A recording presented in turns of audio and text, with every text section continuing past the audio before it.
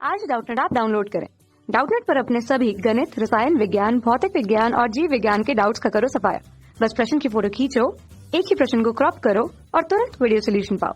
अभी डाउनलोड करें। नमस्कार दोस्तों, स्वागत है आपका डाउटनेट पर। आज अपनी इस वीडियो में एक नया प्रश्न हम देखने जा रहे हैं। प्रश्न में क्या दे रखा है, अमीनो सिंथेसिस का अनुप्राप्त उपयोग किसके लिए किया जाता है। हमसे क्या पूछा है कि जो अमीनो सिंथेसिस है इसका इस्तेमाल किस में किया जाता है। तो चलिए डिस्कस करते हैं इसका इस्तेमाल। अगर इसके बारे में बात करी जा रही है, किसके बारे में बात करी जा रही है, बात करी जा रही है एमिनो सिंथेसिस के बारे में। सबसे पहले जानते हैं होता क्या है। देखिए, हमने इस बारे में पढ़ा है, हमने इस बारे में जानते हैं कि अगर ये बच्चादानी है, तो इसके आसपास क्या रहता है, एक द्रव रहता है। इसके आसपास क्या रहता है, एक द्रव रहता है। ये क्या है, ये बच्चेदानी के अंदर बच्चा रहता है और इसके आसपास क्या रहता है, एक द्रव यहाँ मौजूद होता है। इस द्रव को क्या कहते हैं, इस द्रव का रासायनिक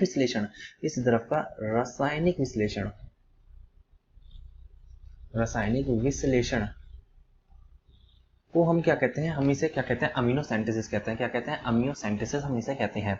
लेकिन इसका इस्तेमाल क्यों करा जाता है। देखिए, इसका इस्तेमाल इसलिए करा जाता है, इसका इस्तेमाल इसलिए किया जाता है कि बच्चे में ये पता लगाने के लिए, बच्चे में ये चीज पता लगाने के लिए कि बच्चे में कोई अनुवांशिक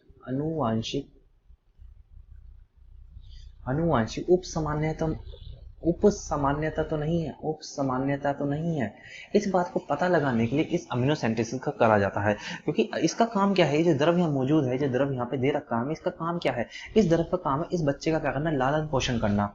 इसलिए इस द्रव में जिस तत्व की कमी होगी, उस तत्व से ये पता लगाया जा सकता है कि बच्चे में भी उस तत्व की ही क्या होगी, कमी होगी। तो हम इस बात को यहाँ लिख सकते हैं। और साथ ही साथ अगर बच्चे में किसी गुणसूत्र की कोई बीमारी हो, कोई गुणसूत्र अगर बच्चे के खराब हो, तो वो भी इस द्रव से पता लगाए जा सकते हैं, जो द्रव बाहर मौजूद होता है।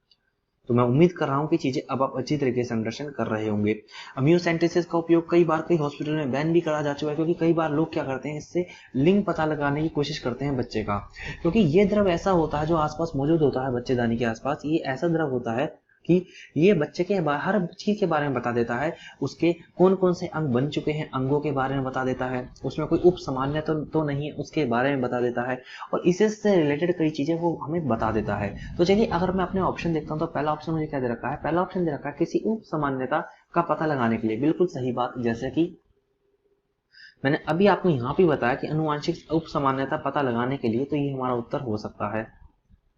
दूसरा ऑप्शन दे रखा है अनजन्मे बच्चे का लिंग पता करने के लिए। देखिए, ये जो चीज है, ये बैन है, ये ऐसी चीज यहाँ पे नहीं की जा सकती। ये क्या है, बिल्कुल ये अपराधजनक चीज है, ये यहाँ पे नहीं होती इंडिया में, और तो ये बात हम नहीं कह सकते। तीसरा ऑप्शन दे रखा है कृत्रिम वीर्य सेचन के लिए। देखिए, कृत्रिम वीर्य सेचन क्या होता है, कृत्रिम वीर्य सेचन का मतलब क्या होता है, चलिए इसके बारे में भी जान लेते हैं।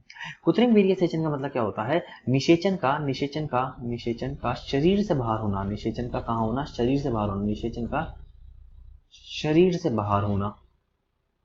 बाहर कैसे होना, बाहर होना कैसे होता है, बाहर ऐसे होता है कि नर और नारी की जो गैमीट होती हैं, उसे टेस्ट ट्यूब में ले लिया जाता है और इन दोनों को यहाँ मिला के क्या बना दिया जाता है, यहाँ पे जाइगोट बना दिया जाता है। क्या बना दिया जाता है, जाइगोट।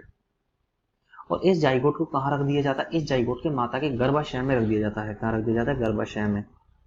इसे ही हम क्या कहते हैं, इसे ही हम कृत्रिम वीर्य सेचन कहते हैं। फोर्थ ऑप्शन में दे रखा है, तो हमारा थर्ड ऑप्शन, तो ये भी हमारा आंसर नहीं होना चाहिए। फोर्थ ऑप्शन में दे रखा है भ्रूण को किसी सैरोगेट मां के गर्भाशय में स्थानांतरित करने के लिए। देखिए, ये भी हमारा उत्तर नहीं है। इसमें भी यही चीज बता रहा है कि भाई हमने भ्रूण क्या बनाया, भ्रूण बाहर बनाया, मतलब जो हमने जाइगोट है वो बाहर बनाया और हमने किसी के माता के गर्भजंतुओं से लगा दिया। ये भी हमारा आंसर नहीं हो सकता। तो हमारा ऑप्शन 4 भी क्या है, हमारा ऑप्शन 4 भी आंसर नहीं है।